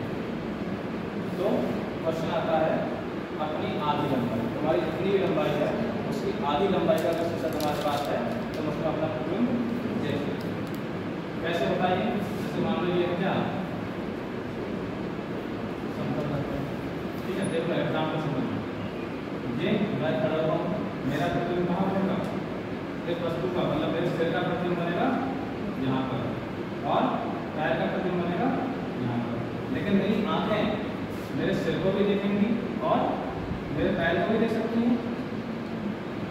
हैं, तो देखो अगर ये इतना शीशा नहीं भी होता या इतना शीशा ये नहीं भी होता तब भी कितने शीशे को प्रकाश देगा, यानी मेरी आंखें सिर भी देख पा रही हैं, पैर भी देख पा रही हैं, शीशा कितना चाहिए? इतना बड़ा चाहिए। तो ये तो पूरा भाई कितना मान लो 12 फीट, तो ये कितना होगा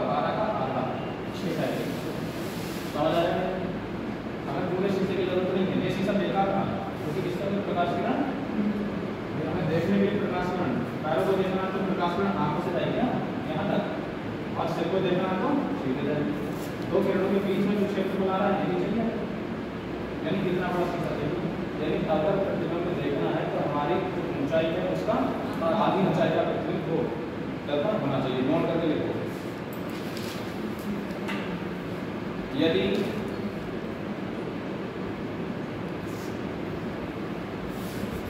कोई व्यक्ति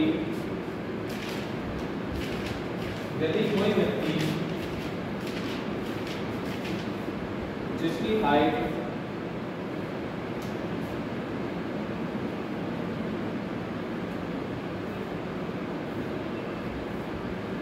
h है,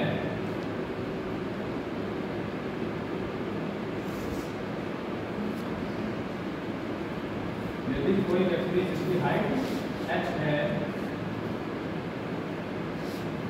वह अपना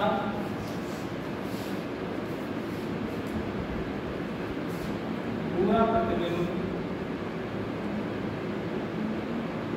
दर्पण में देखना चाहता है तो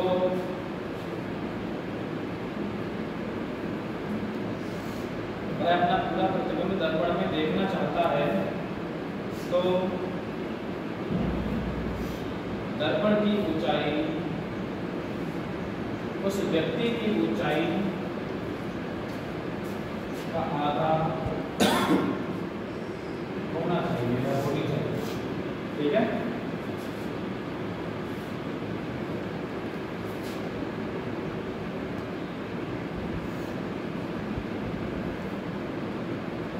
दर्पण की ऊंचाई में 1/2 व्यक्ति की ऊंचाई। अब ऊंचाई की जगह लंबाई चौड़ाई जो सब यूज करो, तब तो लेकिन ऊंचाई नॉर्मल ये डायग्राम बना लो।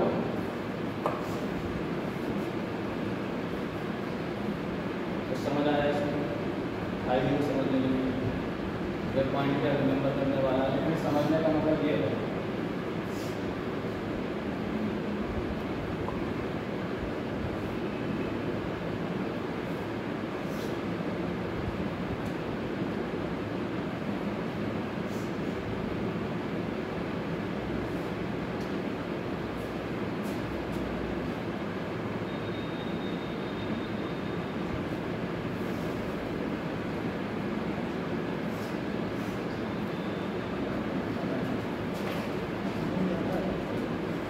ये आपका कम से कम 5 दिन चलेगा लाइव। मत देखो, समय बहुत है।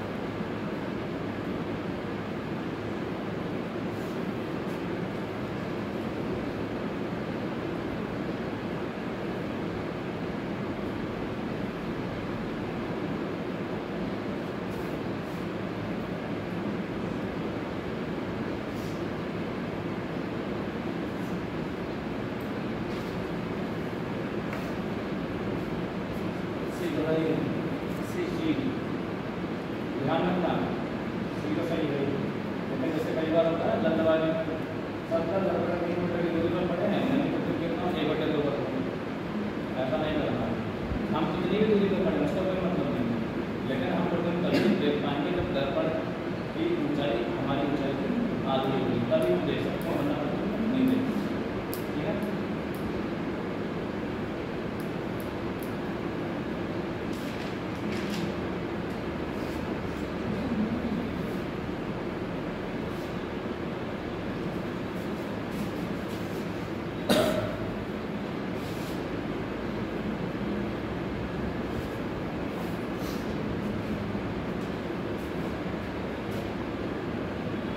डायमेंशन है, संपूर्ण हो चुका है। ठीक, समझना, समझ आ रहा है? हो रहा है? आगे हो रहा है? निकल जाएगा। देखो अभी तक क्वेश्चन जैसे आ रहे थे सिंपल थे, दर्पण के सामने खड़े हैं, h ऊंचाई है 2 मीटर। अब की बार क्या होगा, क्वेश्चन आएगा कि दर्पण हम क्या कर रहे हैं, दर्पण के सामने गति कर रहे हैं, v वेग से गति कर रहे हैं। तो बताइए प्रतिबिंब किस वेग से गति करेगा, हमारे सापेक्ष या दर्पण के सापेक्ष। ठीक है, तो लिखो नोट, लिख लो फिर समझा दो। यदि एक वस्तु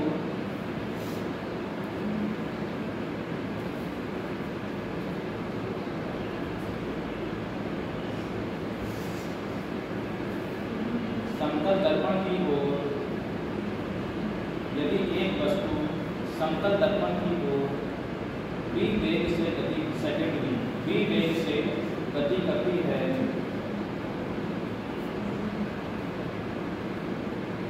v वेग से गति करती है, तब प्रतिबिंब की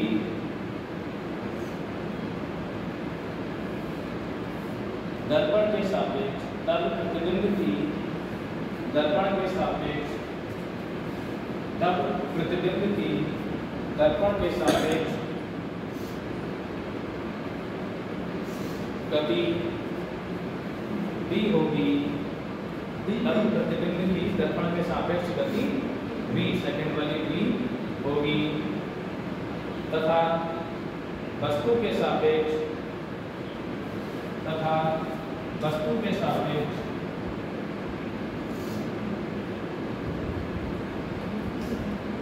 भी होगी।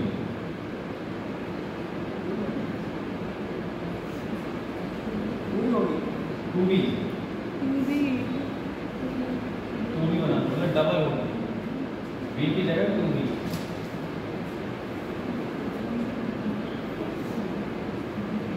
कई बार देखो समतल दर्पण में हम जिस स्पीड से आगे की ओर आए उसी स्पीड से प्रतिबिंब क्या होता है, आगे आता है।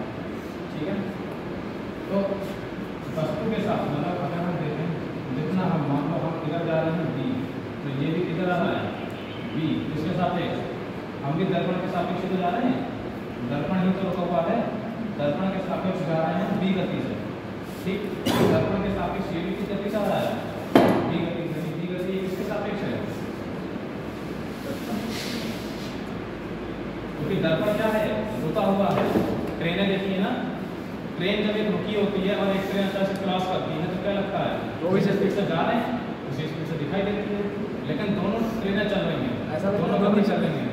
तब क्या होता है, मान लो हमारी 60 है, उसकी भी 60 है, तब हमें 60 दिखाई देती है, तब हमें क्या दिखाई देती है, अपनी गति दिखाई देती है, दूसरी गति क्या दिखाई देती है, डबल, जस्ट डबल। अब दर्पण की गति वो प्रतिबिंब की गति कर रहा है, हम कह रहे हैं इसके सापेक्ष, तो ये प्रतिबिंब वस्तु की गति कर रही है और दर्पण की अपोजिट डायरेक्शन में, यानी वस्तु के साथ इसकी गति कितनी होगी, 2v डबल। मतलब अगर 5 मीटर पर सेकंड से हम प्रतिबिंब की ओर जा रहे हैं तो प्रतिबिंब दर्पण के सापेक्ष 5 मीटर पर सेकंड से आएगा और वस्तु के सापेक्ष 10 मीटर पर सेकंड। ठीक है, नोट कर लो। आज ज़्यादा ही दिमाग को प्रेशर आ गया हुआ है। समतल दर्पण चलता है अभी, 10th में जब हम पढ़ते थे तो बस दर्पण के नियम, समतल दर्पण के 2 नियम होते थे, एंगल आई आर, और ये बस समतल दर्पण फिनिश होता था। अब ये खत्म होने के लिए आ रहा है।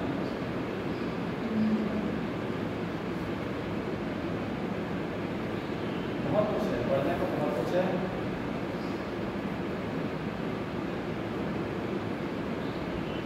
लेकिन यहाँ से बाहर नहीं जाता है, इसी कारण कि हम देखते हैं क्वेश्चन बाहर नहीं जाता।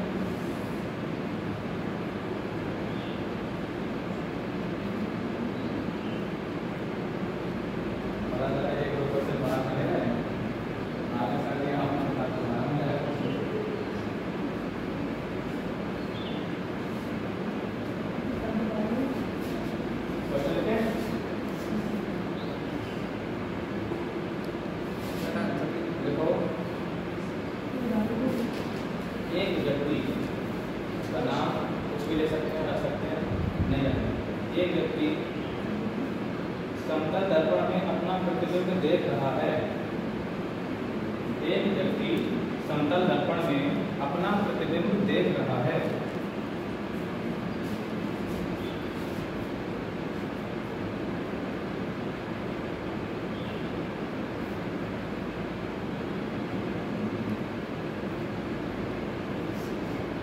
दर्पण और प्रतिबिंब के बीच की दूरी 4 मीटर है।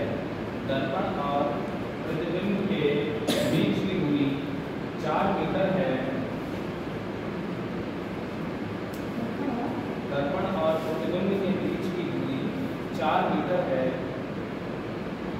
यदि वह दर्पण की ओर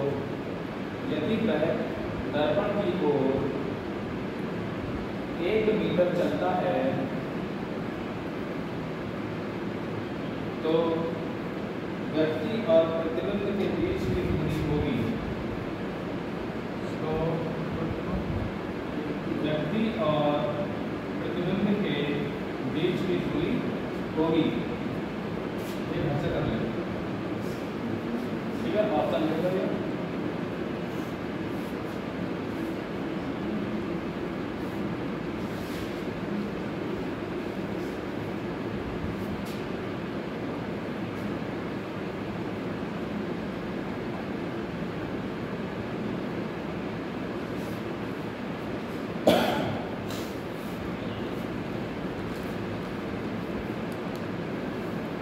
अगला क्वेश्चन लिखना स्टार्ट करें।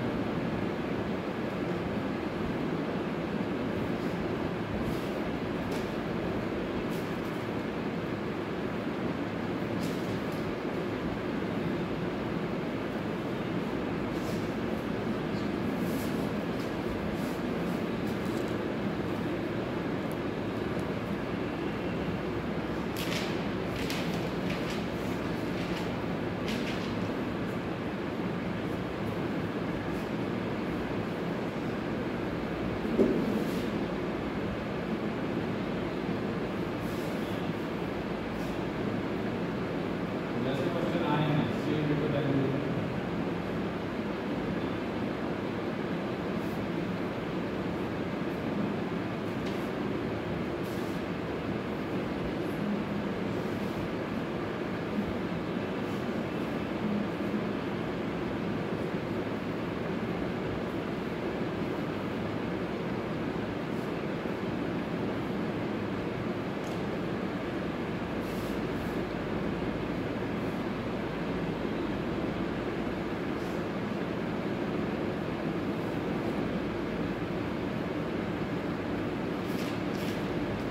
बताइए इसका आंसर क्या होगा? मतलब जो भी होगा गलत होगा। क्या आंसर होगा? एक दर्पण है, वो भी क्या है स्थिर, उसकी ओर 4 मीटर पर सेकंड के वेग से गति कर रहा है। तो प्रतिबिंब की गति दर्पण के संबंध में पूछी, यानी दर्पण के रिस्पेक्ट में, दर्पण के सापेक्ष। तो प्रतिबिंब की गति भी कितनी होगी? जितनी वस्तु की गति है होगी नहीं होगी? भाई दर्पण के सापेक्ष वही रहती है। दर्पण की और 4 मीटर से। दर्पण की और नहीं होगा, दर्पण की ओर, ठीक है। दर्पण की ओर 4 मीटर से।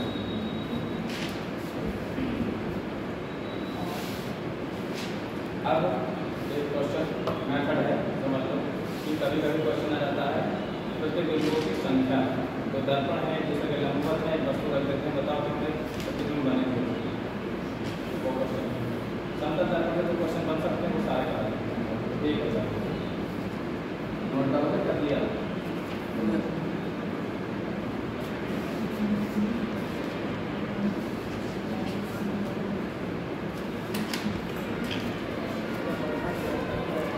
कितना टाइम हो गया? 37 कितना? 37 बढ़ गया टाइम।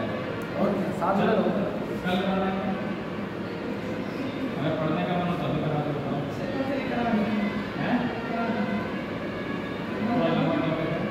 करा दो सर दिया।